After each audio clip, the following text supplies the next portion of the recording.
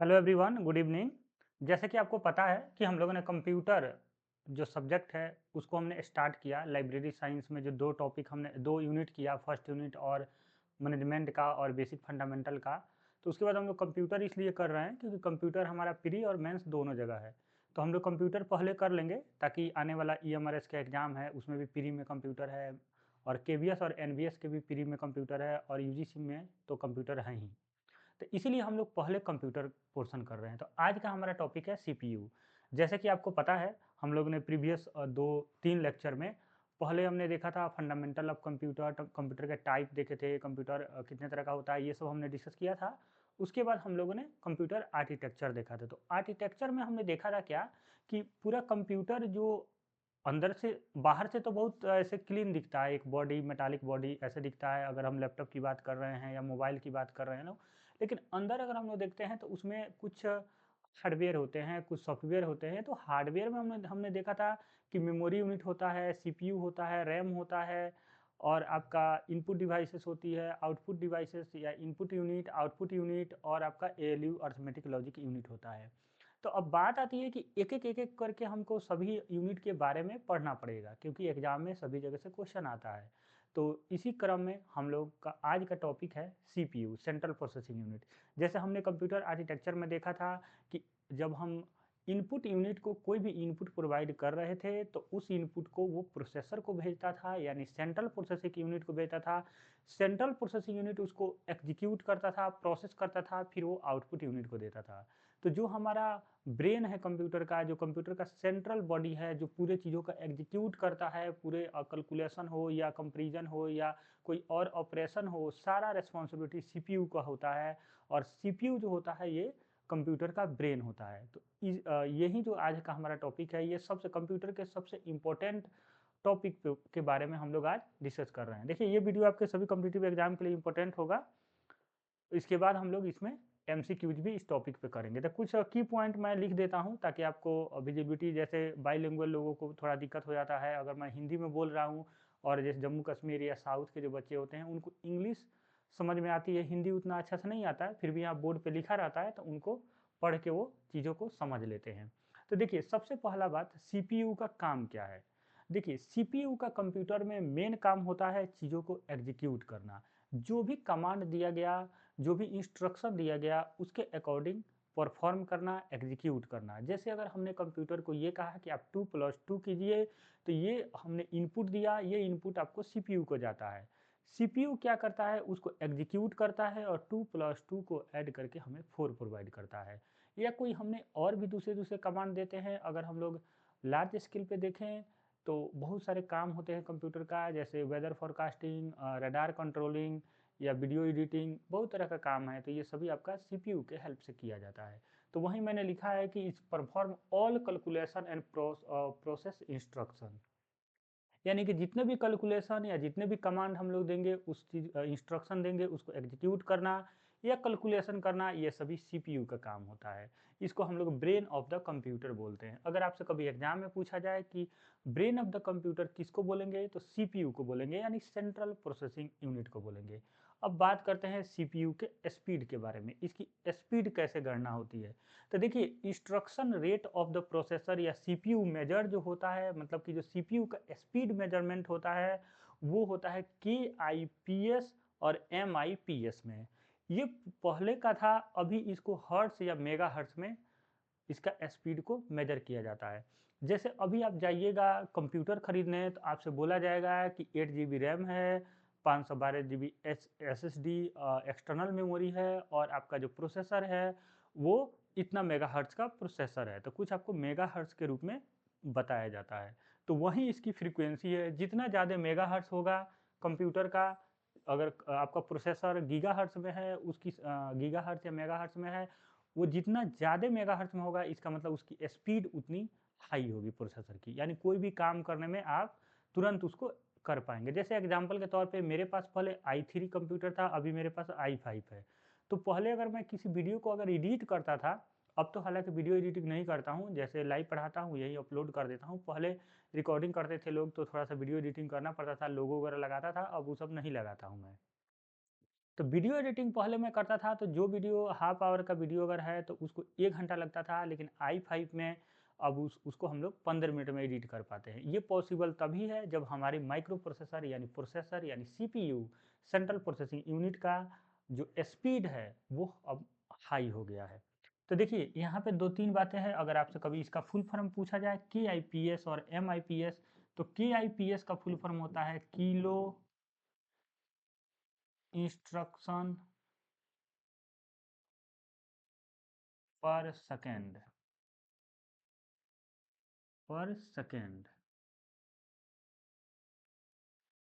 अब देखिए इसको बोलते हैं मिलियन इंस्ट्रक्शन पर सेकेंड, MIPS का मिलियन। तो मिलियन इंस्ट्रक्शन पर सेकेंड, किलो का मतलब होता है 10 के पावर 3, यानी 10 के पावर 3 1000 को बोलते हैं, मिलियन बोलते हैं 10 के पावर 6। ठीक है, तो ये पहले होता था, मेजर करते थे। लेकिन clock rate of the processor की बात की जाए, CPU मेजर्ड इन, अगर अभी हम लोग देखें तो हर्ट्ज या मेगा हर्ट्ज में, इसको हर्ट्ज में नापते हैं, जो कि अभी जो प्रोसेसर का जो स्पीड है वो सब मेगा हर्ट्ज में आ रहा है। ठीक है, गीगा हर्ट्ज और मेगा हर्ट्ज में आता है। अब बात आती है कि ये हर्ट्ज जो है, ये मतलब इसको आपने कभी मैथमेटिकल ऑपरेशन या मैथमेटिकल कैलकुलेशन नहीं देखे होंगे, तो मैं आपको बता देता हूँ। जैसे एग्जांपल के तौर पे, अगर कोई सिग्नल, मान लीजिए कोई सिग्नल है, उसको यहाँ से यहाँ तक ट्रैवलिंग करना है, मान लीजिए ये है, ये बी है। अगर ए से कोई सिग्नल को साउंड है हमारी, मैं बोलूँगा तो कुछ सेकंड लगेगा उसको कहीं पे जाने के लिए। हो सकता है मैं यहाँ हूँ, उस गेट तक जाने में हम कुछ साउंड सेकंड, मिलियन सेकंड लगे, मिली सेकंड लगे, लेकिन लगेगा तो ज़रूर। तो मान लीजिए कि इसको यहाँ से जाने में, ए से बी तक ट्रैवल करने में, अगर मैंने स्पीच, कोई साउंड मतलब स्पीच बोला, मान लेते हैं ये मेरी सिग्नल स्पीच का ये रहा, ये मैंने बोला, तो उसको यहाँ जाने में 1 सेकंड अगर लगा, तो अगर मैं मुझसे पूछा जाए कि ये टाइम जो ट्रैवलिंग है हमारी साउंड की वो 1 सेकंड लग रही है, तो इस मेरी जो साउंड है उसकी फ्रीक्वेंसी क्या होगी? तो फ्रीक्वेंसी इजकल टू होती है 1/t। ये हमेशा सेकंड में होता है। अगर मैं वहाँ 1 सेकंड रख दूँ, 1 सेकंड, तो 1/1 यानी 1, सेकंड ऊपर जाता है तो ये हर्ट्ज में बदल जाता है, यानी हमारी जो साउंड की फ्रीक्वेंसी का जो फ्रीक्वेंसी है, जो मेरी साउंड है उसकी फ्रीक्वेंसी जो है 1 हर्ट्ज है। तो इस तरह से फ्रीक्वेंसी मेजर हम लोग करते हैं। अगर मैथमेटिकल कैलकुलेशन की बात की जाए तो जब भी हम लोग कोई भी सिग्नल देखते हैं तो इस तरह से सिग्नल होता है, कंटिन्यूअस सिग्नल। अगर हम लोग इसी सिग्नल को देखिए, इसकी फ्रीक्वेंसी जो है, यानी कि एक टाइम फ्रेम में, मान लीजिए 1 सेकंड में, अगर ये 1 सेकंड में ये सिग्नल है तो उसकी फ्रीक्वेंसी ये हो गई कि यानी पर साइकिल कंप्लीट, यानी ये पूरा एक साइकिल कितना में कंप्लीट हो रहा है 1 सेकंड में, तो ये जो सिग्नल है इसकी फ्रीक्वेंसी 1 हर्ट्ज है। अगर ये 2 सेकंड में होगा तो इसकी फ्रीक्वेंसी क्या हो जाएगी, आपका 0.5 हर्ट्ज हो जाएगी, क्योंकि 1/2 हो जाएगी टाइम में, फ्रीक्वेंसी इक्वल टू 1/t होता है। मान लीजिए कि ये फ्रीक्वेंसी है, अगर ये भी एक मतलब सिग्नल है हमारा, ये सिग्नल है, ये सिग्नल है, तो अगर हम लोग ये सिग्नल की बात करें तो इसमें देखिएगा एक साइकिल को कंप्लीट होने में बहुत कम टाइम लग रहा है इसके कंपैरिजन में। जैसे एक साइकिल को कंप्लीट होने में बहुत कम टाइम लग रहा है, इतना ही टाइम लग रहा है, यहाँ पे इतना टाइम लग रहा है। इसका मतलब ये हुआ कि इस सिग्नल का फ्रीक्वेंसी हाई है। ठीक है, देखिए ये हालांकि पूछेगा कि नहीं पूछेगा ये मैं नहीं जानता हूँ, लेकिन आपको एक बेसिक समझ होना चाहिए कि फ्रीक्वेंसी और टाइम में क्या रिलेशन होता है। और कभी भी फ्रीक्वेंसी की बात की जाएगी तो आपके माइंड में ये आना चाहिए कि फ्रीक्वेंसी हम लोग कैसे उसका एक माइंड मेकअप होना चाहिए कि उस चीज़ को हमें कैसे समझना है। ठीक है, चलिए उसके बाद आगे हम लोग बढ़ते हैं। ये समझ में आया आप लोगों को फ्रीक्वेंसी का कॉन्सेप्ट? इसको हम लोग साइकिल पर सेकंड, यानी साइकिल पर सेकंड में कैलकुलेट करते हैं। वहीं साइकिल जो, जैसे एक साइकिल यहाँ पे कंप्लीट हुआ, मतलब कि साइकिल कंप्लीट करने का मतलब ये होता है कि जहाँ हमने 0 पॉइंट से चल रहे हैं हम लोग, तो यहीं 0 पॉइंट पे आके हम लोग एंड कर रहे हैं, तो इसको 1 साइकिल बोला जाता है। तो वहीं साइकिल पर सेकंड मैंने लिखा हुआ है। ठीक है, आगे बढ़िए। आगे है सिस्टम यूनिट। देखिए सिस्टम यूनिट कहने का क्या मतलब है। सिस्टम यूनिट, जैसे आप अपना लैपटॉप या कंप्यूटर देखते हैं, तो कंप्यूटर का जो बाहरी परत देखते हैं, या आप लैपटॉप का बाहरी परत देखते हैं जो एल्युमिनियम का बना होता है, वो जो बॉडी होता है, जो एक तरह का मतलब कि स्ट्रक्चर बॉडी है, उसके अंदर जो कंपोनेंट है उसकी बात मैं नहीं कर रहा हूँ, बाहर से एक खोखला बॉडी जो होती है उसी को हम लोग सिस्टम यूनिट बोलते हैं। तो कभी आपसे पूछ दिया जाए, बताइए सिस्टम यूनिट जो होता है वो क्या होता है, उसको और किस किस नाम से बुलाते हैं, तो सिस्टम यूनिट को ही हम लोग कंप्यूटर केस बोलते हैं, कंप्यूटर टावर बोलते हैं और कंप्यूटर चेसिस बोलते हैं। ये आप 3 शब्द याद रखना, computer case, computer tower, computer chassis. ये एल्युमिनियम और मेटल से बना होता है, एक तरह का हार्डवेयर फ्रेम है। कहने का मतलब है कि मोबाइल है, मोबाइल की जो बाहरी बॉडी है, ऊपर वाली जो बॉडी है वो एक फ्रेम है। अंदर ना प्रोसेसर इनपुट, मतलब कि अंदर माइक्रो प्रोसेसर है, आपको मतलब कि स्पीकर है, फिर इनपुट को प्रोसेस करने के लिए है, मेमोरी है, ये सब है कंपोनेंट। लेकिन बाहरी जो स्ट्रक्चर है ना, जैसे कि जैसे ये आपका रिमोट है, तो रिमोट के ये बाहरी कवर है ना, ये बाहरी कवर, इसी को हम लोग बोलते हैं सिस्टम यूनिट। अब इसके अंदर जो भी कंपोनेंट है वो अलग बात है, वो तो कंप्यूटर का पार्ट हो गया, लेकिन बाहरी जो खोखा जिसको हम लोग हिंदी में बोलेंगे उसी को हम लोग बोलते हैं सिस्टम यूनिट। तो यहाँ पे अगर आपसे कभी पूछा जाए कि सिस्टम यूनिट कौन कौन मतलब कि और क्या नाम होता है, तो कंप्यूटर केस, कंप्यूटर टावर और कंप्यूटर चेसिस बोलते हैं। ठीक है। उसके बाद एल्युमिनियम और मेटल से बना होता है, सिंपल बात है। और इसमें कंटेंट, मतलब कि जो सिस्टम यूनिट होता है उसमें क्या क्या कंटेंट, मतलब कहने का मतलब उसमें क्या क्या होता है। तो देखिए जो हमारा फ्रेम है तो वो तो कंप्यूटर का फ्रेम है, अब उसके अंदर जितने भी चीज़ें लग जाएंगी वो सभी उसके कंटेंट, उसके अंदर के कंपोनेंट हो जाएंगे। जैसे उसमें सीपीयू रहता है, रैम रहता है, motherboard, fan, power supply, cable port और ग्राफिक कार्ड। तो कंप्यूटर में ये सब लगा रहता है, तो कंप्यूटर या लैपटॉप में, तो लैपटॉप का ऊपरी भाग हमारा सिस्टम यूनिट हो गया, उसके अंदर जितने भी चीज़ें हो गई, जैसे सीपीयू, रैम, मदरबोर्ड, फैन वगैरह, ये सब क्या हो गया हमारा सिस्टम यूनिट के कंटेंट्स, यानी कि उसके अंदर जो जो मटेरियल है वो हो गया। आगे आइए। उसके बाद हम लोग बात करेंगे अब सीपीयू, सेंट्रल प्रोसेसिंग यूनिट को। देखिए नॉर्मल सेंट्रल प्रोसेसिंग यूनिट जो है उसको हम लोग बार बार सेंट्रल प्रोसेसिंग यूनिट बोलते हैं, लेकिन बेसिकली एक तरह का जो इलेक्ट्रॉनिक सर्किट होता है जिसको हम लोग मदरबोर्ड भी बोलते हैं और प्रोसेसर भी बोलते हैं। तो यही हम लोग का प्रोसेसर और इलेक्ट्रॉनिक सर्किट होता है। इसका काम क्या होता है कि ये इनपुट को रिसीव करता है, उसको प्रोसेस करता है और फिर आउटपुट डिस्प्ले पे शो करा देता है, आउटपुट यूनिट को भेज देता है। कहने का मतलब है कि ये कंप्यूटर है, एक हमारा इनपुट हो गया, एक आउटपुट यूनिट हो गया। अगर मैंने यहाँ पे इनपुट दिया, वो इनपुट हमें कंप्यूटर को मिला, यानी कि सेंट्रल प्रोसेसिंग यूनिट को मिला, सेंट्रल प्रोसेसिंग यूनिट इसको प्रोसेस किया इंस्ट्रक्शन के अकॉर्डिंग, और फिर जब वो आउटपुट यूनिट को प्रोवाइड कर दिया तो ये पूरा टास्क कंप्लीट हो गया।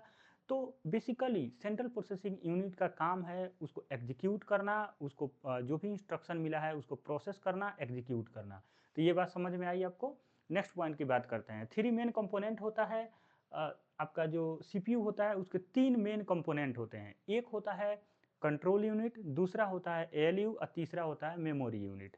तो 3 मेन कंपोनेंट होते हैं इसमें। पहला है कंट्रोल यूनिट। कंट्रोल यूनिट का काम क्या होता है कि जो भी इनपुट है उसको कन्वर्ट करता है मशीन रीडेबल में, मशीन उसको प्रोसेस करता है और प्रोसेस करने के बाद उसको आउटपुट को देता है। तो देखिए यहाँ पे मैंने लिखा भी है कि सीयू जो होता है कंट्रोल यूनिट इनपुट को लेता है, फिर कन्वर्ट कर देता है कंट्रोल सिग्नल में और फिर सीपीयू को दे देता है। अब सीपीयू इसको प्रोसेस कर देता है। तो पहला हमारा काम क्या है, कंट्रोल यूनिट का इनपुट लेके सीपीयू को दे देना। अब देखिए अर्थमेटिक लॉजिक यूनिट का काम क्या होता है, एक तरह का इसको बिल्डिंग ब्लॉक ऑफ सीपीयू भी बोलते हैं। ये बात का ध्यान रखिएगा, एक क्वेश्चन आया हुआ है कि बिल्डिंग ब्लॉक ऑफ सीपीयू किसको बोलते हैं, तो एएलयू को बोलते हैं, अर्थमेटिक लॉजिक यूनिट को बोलते हैं। प्रीवियस लेक्चर में भी एएलयू के बारे में हमने बहुत डिस्कस किया था। एएलयू का काम है मैथमेटिकल ऑपरेशन करना, लॉजिकल ऑपरेशन करना, कंपैरिजन करना। ये सब जो भी आपका मैथमेटिकल लॉजिकल कंपैरिजन ये काम है, ये सभी एएलयू का काम है। जैसे मैथमेटिकल ऑपरेशन में एडिशन, सब्ट्रैक्शन, मल्टीप्लिकेशन, डिवाइड करना। लॉजिकल ऑपरेशन में जितने भी बुलियन ऑपरेशन होते हैं, जैसे बुलियन बुलियन लॉजिक गेट है, जैसे OR gate, AND gate, NOR gate, XOR gate, NOT gate, ये सब जो गेट का हम लोग को पढ़ना होता है उसका ऑपरेशन करता है। तो देखिए बेसिकली जो गेट है ना, हम लोग इंडिविजुअल टॉपिक में पढ़ेंगे कि और गेट क्या होता है, नॉट गेट क्या होता है, तो गेट हम लोग पढ़ेंगे। लेकिन अभी ये समझ जाइए कि जो भी बुलियन ऑपरेशन है या हमारा नॉर्मल मैथमेटिकल ऑपरेशन है, ये दोनों का काम कौन इसको एग्जीक्यूट करता है, एएलयू करता है, अर्थमेटिक लॉजिक यूनिट करता है। ठीक है, चलिए आगे बढ़ते हैं हम लोग। नेक्स्ट पॉइंट पर अब आता है मेमोरी यूनिट। तो देखिए मेमोरी यूनिट का काम क्या है, डेटा को स्टोर करना। डेटा स्टोर करके रखेगा, जब अगर सीपीयू को रिक्वायरमेंट होगा उस डेटा को, तो डेटा वो वहाँ से ले लेगा, उसको प्रोसेस करेगा। और दूसरा, अगर हमने कोई ऑपरेशन किया, हमने कुछ काम किया, उसको सेव करते हैं हम लोग मेमोरी में।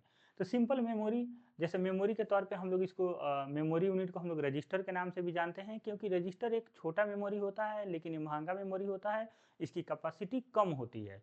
अब मैंने प्रीवियस लेक्चर में बताया था कि जो रजिस्टर होता है वो फ्लिप फ्लॉप से मिलके बना होता है। फ्लिप फ्लॉप, तो देखिए फ्लिप फ्लॉप क्या होता है, एक इलेक्ट्रॉनिक्स डिवाइस है जो 1 बिट बाइनरी डिजिट को स्टोर करता है। 1 बिट बाइनरी डिजिट को ये स्टोर करता है। तो 1 बिट बाइनरी डिजिट को स्टोर करेगा। अगर हमें एक बिट अगर बाइनरी डिजिट स्टोर करना है तो हम फ्लिप फ्लॉप का यूज कर लेंगे, लेकिन अगर एक से ज़्यादा बिट स्टोर करना है, जैसे 2, 5, 8, तो उसके लिए हमें रजिस्टर का हेल्प लेना होता है। अगर 8 बिट रजिस्टर की बात की जाए, उसको हम लोग एक्यूमुलेटर बोलते हैं। ठीक है, तो CPU store data and instruction in the memory unit, normal बात है। और इसको बोला जाता है MU also hold final processing result, यानी कि जो हमारा, देखिए दो तरह का मेमोरी होता है, एक प्राइमरी और एक सेकेंडरी। जिसमें प्राइमरी मेमोरी में रैम रोम आता है, सेकेंडरी में एसएसडी, एचडीडी या पेन ड्राइव या डीवीडी, सीडी, ये सब सेकेंडरी मेमोरी का एग्जांपल है।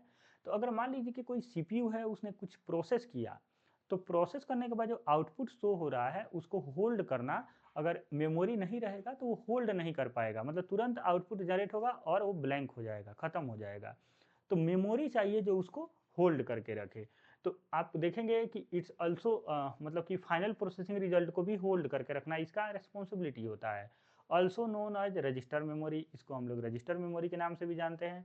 रजिस्टर में जो मेमोरी जो होता है फास्ट होता है, लेकिन टेम्प्रोरी टाइप ऑफ मेमोरी होता है। टेम्प्रोरी टाइप ऑफ मेमोरी कहने का मतलब है, हिंदी मीडियम वाले अस्थाई इसको बोलेंगे, और इसको हम लोग वोलाटाइल मेमोरी भी बोलते हैं। वोलाटाइल मेमोरी, वोलाटाइल मेमोरी वो मेमोरी होता है कि अगर पावर अगर ऑफ हो जाए सिस्टम का, तो जो भी उसने सेव किया है वो रीसेट हो जाता है, यानी डिलीट हो जाता है। वो दोबारा हम कंप्यूटर को ऑन करेंगे तो वो डेटा हमें शो नहीं होगा। और जो नॉन वोलाटाइल मेमोरी होता है, परमानेंट मेमोरी होता है, जो सेकेंडरी मेमोरी होता है, जिसको हम लोग सेकेंडरी मेमोरी बोलते हैं, जैसे पेन ड्राइव या एसएसडी या एचडीडी एसएसडी हमारे कंप्यूटर में लगे होते हैं। तो उस केस में अगर पावर ऑफ हो जाएगा, लेकिन उसमें जो भी डेटा सेव रहेगा वो हम दोबारा रिट्रीव कर सकते हैं। रिट्रीव का मतलब पुनः प्राप्ति कर सकते हैं। जैसे अगर आपने मोबाइल में या कंप्यूटर में कोई भी चीज़ अगर आपने वहाँ सेव करके रखा है, तो जब भी चाहे आप उसको देख सकते हैं। पावर अगर मोबाइल का ऑफ हो गया तो आपका डेटा डिलीट नहीं होगा। एक बात और ध्यान, जब भी कोई चीज़ हम फंक्शनलिटी कर रहे होते हैं लाइव में, कंप्यूटर पे कुछ भी चीज़ें हम कर रहे होते हैं, वो सारा एग्जीक्यूशन रैम मेमोरी में हो रहा होता है। जैसे कि मूवी देखना, तो पहले हमारा सेकेंडरी मेमोरी में मूवी सेव है, उस मूवी को हम लेके प्लेइंग में, मतलब वीएलसी में अगर हम चलाते हैं, तो वो मूवी चल रहा होता है। लेकिन जब मूवी चल रहा होता है, उस समय जो हमारा मेमोरी का कंजम्पशन है, वो रैम मेमोरी का कंजम्पशन हो रहा होता है। इन केस, अब देखिए मेरा मूवी सेव है सेकेंडरी मेमोरी में, पेन ड्राइव में सेव हो सकता है या एसएसडी में सेव हो सकता है, और मूवी चलता है किसमें, रैम मेमोरी, वहाँ पे कंजम्पशन हो रही है। इन केस हमारा कंप्यूटर ऑफ हो जाए, बैटरी बैकअप नहीं होने के कारण कंप्यूटर ऑफ हो जाए, तो क्या होगा कि जो मूवी है आपका, जो पेन ड्राइव या एसएसडी में सेव था वहीं रहेगा, मतलब वो डिलीट नहीं होगा। लेकिन जो आप देख रहे थे ना, वो पूरा प्रोसेस डिलीट हो जाएगा। फिर से आपको जाके सेकेंडरी मेमोरी से उस मूवी को फिर से चलाना पड़ेगा लैपटॉप ऑन करने के बाद। तो इसका मतलब ये हुआ कि जो चल रहा था मूवी, वो रैम मेमोरी का कंजम्पशन हो रहा था, और रैम मेमोरी हमारा वोलेटाइल मेमोरी होता है, अस्थायी मेमोरी होता है। पावर ऑफ तो all data is reset. RAM memory के बारे में या रजिस्टर के बारे में दोनों एक ही बात है। Power off all data reset, ये आप लिखना चाहते हैं तो लिख सकते हैं।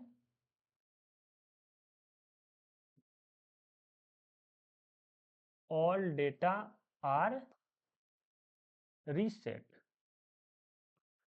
रीसेट कंप्यूटर के दुनिया में कहने का मतलब जीरो होता है, सेट कहने का मतलब वन होता है। इस बात का आप ध्यान रखेंगे, रीसेट जब भी कहा जाएगा इसका मतलब जीरो, और सेट कहा जाएगा इसका मतलब वन, क्योंकि बाइनरी डिजिट पे कंप्यूटर काम करता है, और बाइनरी डिजिट में सिर्फ जीरो और वन होता है। ठीक है, अगला पॉइंट की बात करेंगे, they are build using the flip flop. वहीं रजिस्टर जो होता है फ्लिप फ्लॉप के हेल्प से बनता है, और flip flop 1 bit storage devices है ये। और जो फ्लिप फ्लॉप है, एक बात और है कि फ्लिप फ्लॉप जो होता है एसिंक्रोनस सर्किट इसको बोलते हैं हम लोग। एसिंक्रोनस सर्किट इसको इसलिए बोलते हैं कि इसका आउटपुट पे इनपुट पे तो अगला आउटपुट डिपेंड होता है, लेकिन अगला आउटपुट पे भी इनपुट डिपेंड होता है। दो तरह का सर्किट होता है। मान लीजिए हमने ए इनपुट दिया, बी दिया, ये हमें वाई आउटपुट मिला। इसको हम लोग मक्स मान लीजिए मल्टीप्लेक्सर की बात हम लोग कर रहे हैं, ये मल्टीप्लेक्सर का एग्जांपल है। ये कॉम्बिनेशनल सर्किट होता है, कॉम्बिनेशनल सर्किट। तो जब भी आउटपुट जो है इनपुट पे डिपेंड नहीं करेगा, उस सभी सर्किट को हम लोग कॉम्बिनेशनल सर्किट बोलते हैं। अगर कभी भी अगर मान लीजिए कोई ऐसा इनपुट है और यहाँ पे आउटपुट मिल रहा है, तो ये जो आउटपुट है ना, यहाँ से आके इनपुट के तौर पे काम करता है। इसका आउटपुट यहाँ से वायर के साथ आके इनपुट पे काम करता है। तो इस तरीके से जो कभी दिखेगा ना आपको, इसका मतलब क्या हुआ कि जो हमारा आउटपुट है, नेक्स्ट आउटपुट, ये जो नेक्स्ट आउटपुट है ये पहले वाला आउटपुट पे भी डिपेंड कर रहा है। तो इसको हम लोग बोलते हैं असिंक्रोनस सर्किट, यानी कि सीक्वेंशियल सर्किट।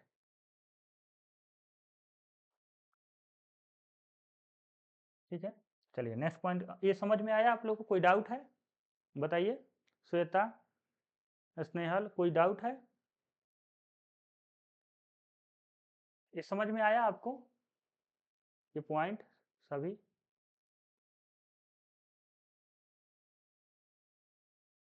पीएस, चलिए आगे बढ़ते हैं हम लोग। नेक्स्ट पॉइंट आता है आर्किटेक्चर टाइप का। तो इसके जो सेंट्रल प्रोसेसिंग यूनिट का आर्किटेक्चर टाइप 2 टाइप के होता है। एक नॉर्मल होता है रिड्यूस इंस्ट्रक्शन सेट कंप्यूटर, एक होता है कॉम्प्लेक्स इंस्ट्रक्शन सेट कंप्यूटर।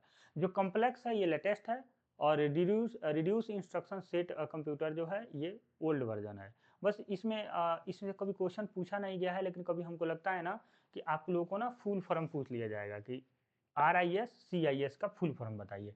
क्योंकि जानते हैं कंप्यूटर का जब अगर 20 नंबर का क्वेश्चन पूछा जाएगा तो एक दो फुल फॉर्म पूछा जाएगा, एक दो शॉर्ट कीज पूछा जाएगा। ठीक है, तो एक एक शॉर्ट कीज पूछा जाएगा, एक फुल फॉर्म पूछा जाएगा। तो कुछ कुछ ऐसे कीवर्ड होते हैं जिसका फुल फॉर्म हमें पता होना चाहिए। और फिर बाकी तो ऑपरेशनल वगैरह, बेसिक फंडामेंटल, लैन वगैरह, ये सब से क्वेश्चन पूछा ही जाएगा। लेकिन ये फुल फॉर्म, तो फुल फॉर्म में आप याद रखिएगा कि reduce instruction set set computer. ये मतलब कि क्या होता है कि uses of a small set of simple instruction and support fewer addressing mode. मतलब इसमें ना एड्रेसिंग मोड जो होता है ना, सिंपल होता है, कम होता है, और ये सरल और कम संख्या के जो इंस्ट्रक्शन होता है ना उसको हैंडल करता है। अगर बहुत लार्ज और कॉम्प्लेक्स इंस्ट्रक्शन देना है, इंस्ट्रक्शन देने का मतलब इनपुट दे रहे हैं हम, तो मतलब बहुत सारा कमांड एक बार देना होगा, तो हमें complex instruction set of computer type के आर्किटेक्चर का यूज करना होगा। और सिंपलेस्ट वर्क है तो हम लोग RISC का यूज करेंगे। तो मतलब कि CPU के भी जो आर्किटेक्चर है उसमें भी दो वैरायटी है, एक सिंपल के लिए, एक कॉम्प्लेक्स के लिए। अगर हमारा जो सरल है कमांड, मतलब जैसे हम लोग जनरल यूजेज के लिए कंप्यूटर यूज करते हैं, तो मान लीजिए कि हमको एक दो कमांड एक बार देंगे, ज़्यादा क्या करेंगे, एक साइड PDF पढ़ रहे होंगे, एक साइड गाना चला देंगे। और क्या करेंगे, हम लोग नॉर्मल पीपल हैं तो जैसे कहीं पे वीडियो एडिटिंग कर रहे होंगे, एक साइड में पढ़ाई कर लेंगे। एक दो इंस्ट्रक्शन दे रहे हैं तो हम लोग को RISC से काम हो जाएगा। लेकिन जब मिलियंस ऑफ इंस्ट्रक्शन यानी जो कॉम्प्लेक्स इंस्ट्रक्शन देना होगा, उस समय CISC जो टाइप ऑफ आर्किटेक्चर है इसका यूज करना होगा। जैसे मान लीजिए वेदर फोरकास्टिंग करना है, रडार सिस्टम मैनेज करना है, मिसाइल सिस्टम को मतलब हैंडल करना है, तो यहाँ पे हमें बहुत हाई लेवल का कमांड की रिक्वायरमेंट होती है। ठीक है, तो ये हो गया। ठीक है, आगे बढ़िए। अब बात करते हैं इसके बेसिक फंक्शन के। CPU का अगर कहा जाए कि बेसिक फंक्शन क्या होता है, या कभी आपसे ये पूछ दिया जाए कि बताइए CPU का जो फंक्शन है उसमें कौन कौन से फंक्शन में कौन कौन स्टेप आते हैं, तो देखिए सबसे पहले क्या होता है, जैसे CPU हम लोग ने शुरू से ही देख रहे हैं कि ये कंप्यूटर है। ठीक है, ये क्या कर रहा है, ये कंप्यूटर अगर है तो ये क्या कर रहा है कि डेटा ले रहा है। इनपुट यूनिट से ये डेटा लिया, फिर इसको प्रोसेस किया या एग्जीक्यूट किया, और फिर ये क्या करेगा, आउटपुट यूनिट को दे देगा।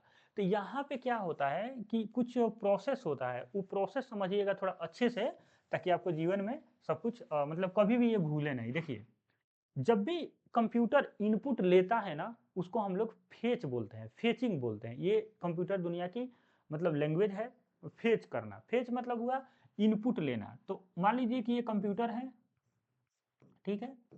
ये क्या करेगा, इनपुट हमने इसको दिया, कोई कमांड दिया, इनपुट दिया, तो जो इनपुट ये लेगा ना, इनपुट को क्या करेगा, फेच करेगा, ठीक? यानी इसने फेच किया, साइकिल हो गया, फेच किया इसने।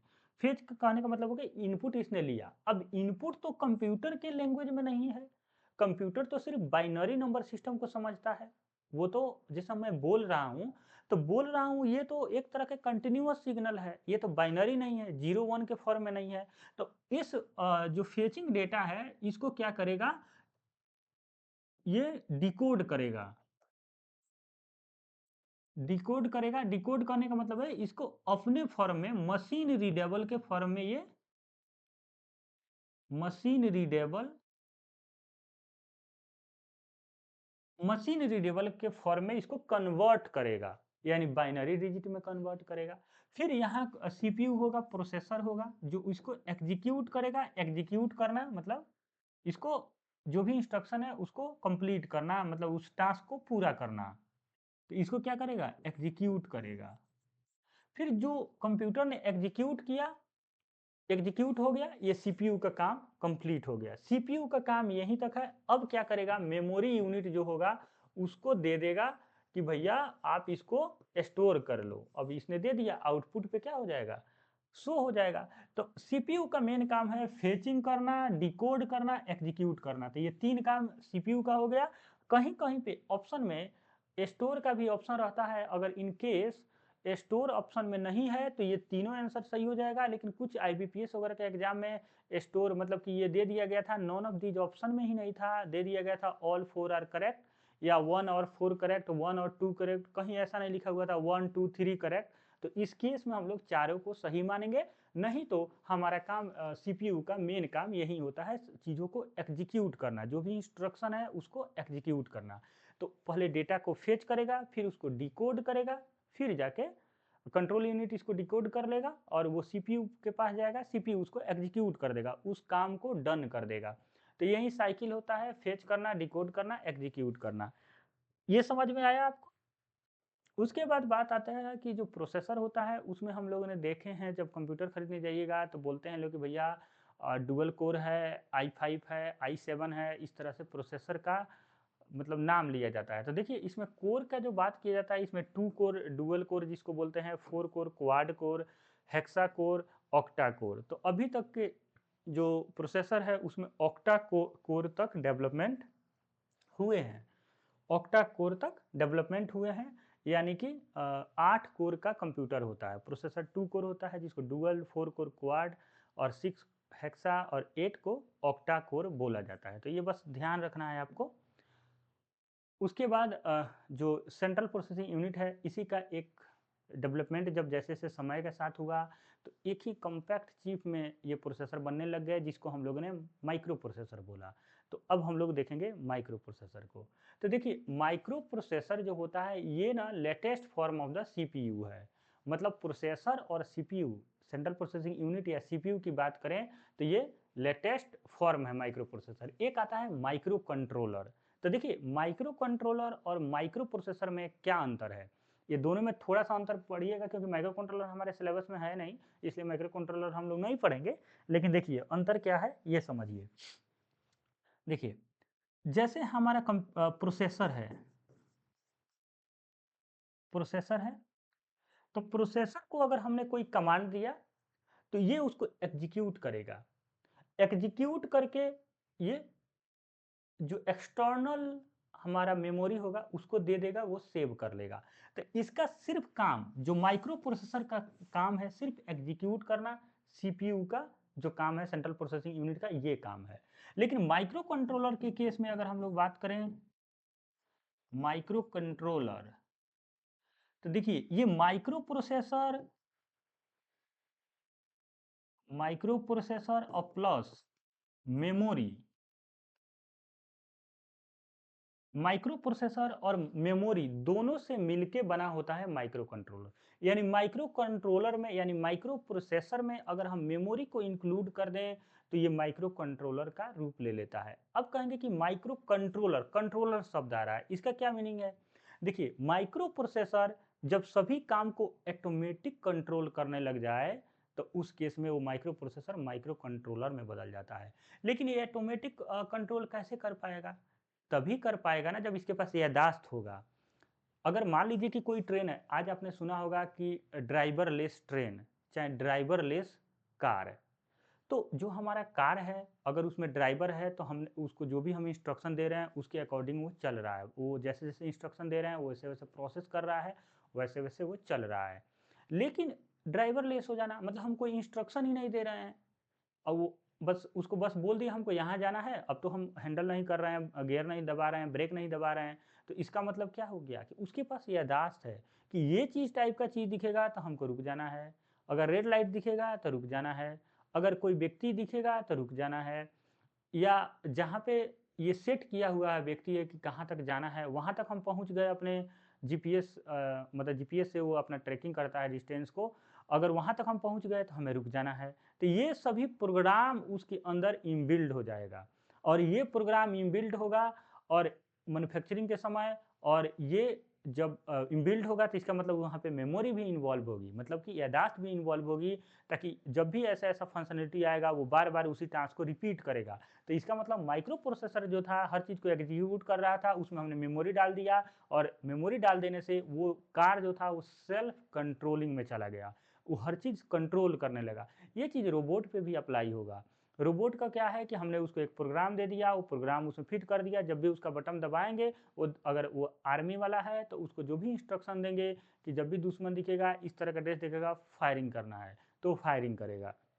तो रोबोट जो है अगर इंडस्ट्री में काम कर रहा है रेस्टोरेंट में काम कर रहा है तो उसको हमने इंस्ट्रक्शन दे दिया कि आपको ये फूड लेके जाना है, टेबल पर रखना है। तो बार बार जाएगा, फूड लेके आएगा, टेबल पर रखेगा, उसको जो टेबल नंबर पर उसको इंस्ट्रक्शन दिया जाएगा वो टेबल पर ला के रख देगा। इसका मतलब उसके पास मेमोरी है चलने की, जो चल रहा है वो फूड लेके आके रेस्टोरेंट के जो बैठे हुए हैं लोग खाने के लिए वहाँ तक ला रहा है। तो इसका मतलब उसके अंदर याददाश्त है कि हमको ऐसे चलना है, नहीं तो चलना ही भूल जाएगा, चलने की जगह वो उलट जाएगा। तो मतलब जैसे हम लोग क्या है ना कि हम लोग भी चलने का याद है हमें कि हमें कैसे चलना है, तभी हम लोग चलते हैं। छोटा बच्चा है ना, अभी नया-नया जब चलता है, तो उसको याद नहीं रहता है। वो क्या होता है, उसको 1-2 दिन देख चल लेगा, अगला दिन जब वो किसी तरह खड़ा होगा तो पीछे ही पैर अपना रख देगा। मतलब आगे की जगह पीछे रख दे, क्योंकि उसको अभी हैबिट नहीं हुआ है, अभी उसकी याददाश्त भी उतनी अच्छी नहीं हुई है। याददाश्त का सबसे अच्छा एग्ज़ाम्पल बता रहा हूँ, जैसे आप खाना खाते हैं, तो एक छोटा बच्चा होता है ना, उसको भी पता है कि मुँह में खाना लेना है। जैसे खाना खाना है तो मुँह में जाता है। लेकिन क्या होता है ना, वो खाना उठाता है, इधर मारता है, इधर मारता है। तो इसका मतलब क्या है, क्या उसको पता नहीं है कि हमको मुँह में खाना है? नहीं, उसका याददाश्त अभी है ना, वो सिंक्रोनाइज़ नहीं हो पाया है, वो प्रैक्टिस में नहीं आ पाया है। तो इसका मतलब ये वहाँ भी ये चीज़ इम्प्लीमेंट होती है कि वो सेल्फ कंट्रोल अभी उस पे नहीं है। बच्चा पे अभी अपने आप पे कंट्रोल नहीं है। उसी तरह मशीन भी है। अगर उसके पास कंट्रोलिंग आ जाए, उसके पास मेमोरी आ जाए, तो वो माइक्रो कंट्रोलर हो जाता है, नहीं है तो माइक्रो प्रोसेसर। ये समझ में आया आप लोगों को? ठीक है, चलिए। अभी जो प्रोसेसर की बात हुई थी माइक्रो प्रोसेसर, ये 4th जनरेशन ऑफ कंप्यूटर में आया था माइक्रो प्रोसेसर। जैसे आपको बताया है कि हमने जनरेशन ऑफ कंप्यूटर पढ़ा था, जब शुरू में हमने लेक्चर लिया था उसमें जनरेशन ऑफ कंप्यूटर हम लोगों ने पढ़ा था। तो जनरेशन ऑफ कंप्यूटर में फर्स्ट जनरेशन था, second generation, third generation, fourth generation और फिफ्थ जनरेशन था। फर्स्ट में हमने पढ़ा था वैक्यूम ट्यूब होता है। वैक्यूम ट्यूब जो टेक्नोलॉजी इन्हांसमेंट की हम लोग बात करते हैं कि जो फर्स्ट जनरेशन का कंप्यूटर था उसमें हम लोगों ने वैक्यूम ट्यूब का यूज़ किया था। सेकेंड जनरेशन में हम लोग ने यूज़ किया था ट्रांजिस्टर का, ट्रांजिस्टर। थर्ड जनरेशन में हमने यूज़ किया था इंटीग्रेटेड आईसी, इंटीग्रेटेड सर्किट। और फोर्थ जनरेशन में इंटीग्रेटेड सर्किट का अपग्रेडेशन आया, माइक्रो प्रोसेसर का यूज हुआ था। माइक्रो प्रोसेसर फिफ्थ जनरेशन में एआई, स्पीच रिकॉग्निशन, रोबोट, और इसके अलावा रोबोट के अलावा AI chat, chatbot, self driving car, ये सभी आपका रोबोट वगैरह ये सब फिफ्थ जनरेशन टेक्नोलॉजी का इन्हांसमेंट आपको देखने को मिलेगा। तो फोर्थ जनरेशन में जो कंप्यूटर का जो जनरेशन है, देखिए जनरेशन का जो निर्माण है ना टेक्नोलॉजी के अपग्रेडेशन के अकॉर्डिंग किया गया। यानी जो भी कंप्यूटर वैक्यूम ट्यूब के हेल्प से बने थे उनको हम लोग ने फर्स्ट जनरेशन कहा। जो भी कंप्यूटर ट्रांजिस्टर के हेल्प से बने उनको हमने सेकेंड जनरेशन कहा, जो भी कंप्यूटर इंटीग्रेटेड सर्किट के हेल्प से बने उनको हमने थर्ड जनरेशन कहा। और ये टाइम जैसे जैसे बढ़ते गया वैसे वैसे नया नया टेक्नोलॉजी डेवलपमेंट होते गया, उसी तरह जनरेशन बढ़ते गया। फोर्थ जनरेशन जहाँ पे माइक्रो प्रोसेसर का यूज हुआ है, फिफ्थ जनरेशन में हम आज अभी फिफ्थ जनरेशन में है, जहाँ पे आर्टिफिशियल इंटेलिजेंसी और आपका स्पीच रिकग्निशन, पैरेलल प्रोसेसिंग मतलब एक साथ बहुत सारा काम हो रहा है, तो पैरेलल प्रोसेसिंग उसको बोलते हैं। और रोबोट, एआई और ये सब आप देख ही रहे हैं आजकल के युग में। ठीक है, तो इसको हम लोगों ने माइक्रो प्रोसेसर को फोर्थ जनरेशन में डेवलपमेंट हुआ था। नेक्स्ट पॉइंट है कि जो फर्स्ट माइक्रो प्रोसेसर था उसको इंटेल कंपनी ने जो इंटेल का 404 था, ये फर्स्ट माइक्रो प्रोसेसर था दुनिया का। ये 1971 में इसका डेवलपमेंट हुआ था। इसका कहने का मतलब है कि 1971 में फोर्थ जनरेशन कंप्यूटर डेवलप हो गया था। तो ये अब कभी पूछा जाए कि बताइए फर्स्ट माइक्रो प्रोसेसर कौन है, तो इंटेल 4004। कभी पूछा जाए कि इंटेल 4004 किस ईयर में आया, तो 1971 में। इसको कौन से कंपनी डेवलप किया, तो इंटेल ने डेवलप किया। आज आप जाते हैं कंप्यूटर खरीदने, लैपटॉप खरीदने, तो आप देखते हैं कि इंटेल का प्रोसेसर लगा होता है, जैसे Intel i5, Intel i7, Intel i3, ये सभी क्या है, इंटेल कंपनी का माइक्रो प्रोसेसर है, लगा होता है उसमें। Invented by engineer as Intel, Intel के ही इंजीनियरों ने माइक्रो प्रोसेसर का डेवलपमेंट किया था। लेकिन इसमें 4 इंजीनियर थे।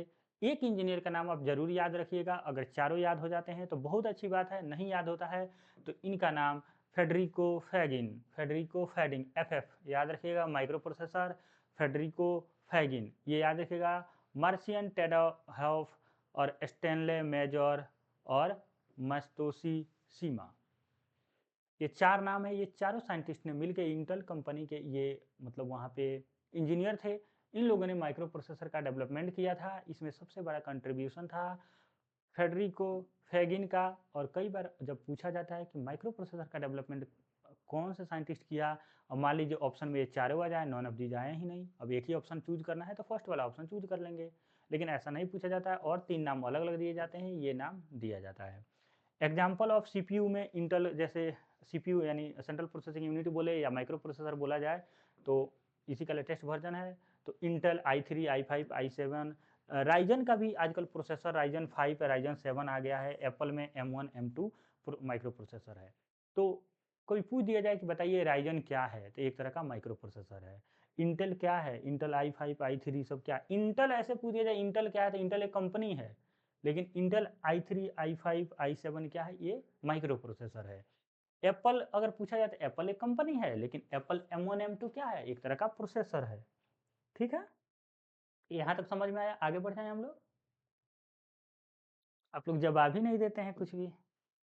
चलिए, इसके बाद आता है माइक्रो प्रोसेसर के बाद जब मोबाइल का डेवलपमेंट हुआ, तो मोबाइल में देखा गया कि हमें एक नेक्स्ट लेवल का प्रोसेसर या माइक्रो प्रोसेसर का रिक्वायरमेंट होगा, और वो थोड़ा सा एडवांस होना चाहिए, क्योंकि मोबाइल एक छोटा डिवाइस है, उसके लिए अलग टाइप के हमको प्रोसेसर बनाना पड़ा, जिसको बोला गया ग्राफिक प्रोसेसिंग यूनिट, GPU। तो ये एक तरह का जो होता है ना पर्सनलाइज, वो प्रोसेसर होता है जो quickly process graphic, image, video and visual data को तुरंत ये प्रोसेस करता है। तो आप देखते हैं कंप्यूटर थोड़ा सा खुलने में या सब चीज़ में थोड़ा टाइम भी लेता है, लेकिन मोबाइल थोड़ा फास्ट दिखता है, फास्ट काम करता है। तो एक तरह का ये प्रोसेसर है, और जीपीयू प्रोसेसर का प्रयोग किया जाता है मोबाइल में। इसका इस्तेमाल होता है जहाँ पे वीडियो इमेजिंग, वीडियो रेंडरिंग और 3D ग्राफिक्स को संभालता है, और ये पैरेलल प्रोसेसिंग करने में भी सक्षम होता है। जैसे मोबाइल में हम गाना भी बजा दिए हैं और बाद में हम गेम भी खेल रहे हैं या अपना दूसरा काम भी कर रहे हैं, तो पैरेलली होता है। एआई, मशीन लर्निंग और 3D मॉडल पे भी बेस्ड है। और इसका डेवलपमेंट जीपीयू यानी ग्राफिक प्रोसेसिंग यूनिट का डेवलपमेंट सोनी कंपनी ने किया था। यही सबसे बड़ा इंपॉर्टेंट है। अगर 2 बात आप ध्यान रखिएगा इसमें, कि जो मोबाइल में माइक्रो प्रोसेसर या प्रोसेसिंग सीपीयू का इस्तेमाल होता है, उसको हम लोग ग्राफिक प्रोसेसिंग यूनिट बोलते हैं, और ये फर्स्ट बार डेवलपमेंट इसका सोनी कंपनी ने किया था। तो ये पूछा जा सकता है। नेक्स्ट है जीपीयू ग्राफिक्स प्रोसेसिंग यूनिट का सबसे लेटेस्ट क्या है। ये जीपीयू का नहीं है, ये मतलब कि प्रोसेसर का है। ठीक है, ये हेडिंग में गड़बड़ी हुआ है, मतलब माइक्रो प्रोसेसर का। अभी नॉर्मल यूजर के लिए सबसे लेटेस्ट प्रोसेसर जो है Intel core ultra 9, Intel core ultra 9 ये लेटेस्ट डेस्कटॉप सीपीयू है, मतलब डेस्कटॉप और कंप्यूटर के लिए सीपीयू है, जो Q1 में मतलब अप्रैल वगैरह में ये 2025 में आया था। इसमें कोर 24 है और ये इसका जो स्पीड है मैक्सिमम टर्बो स्पीड जो 5.7 गीगाहर्ट्ज है, 5.7 गीगाहर्ट्ज।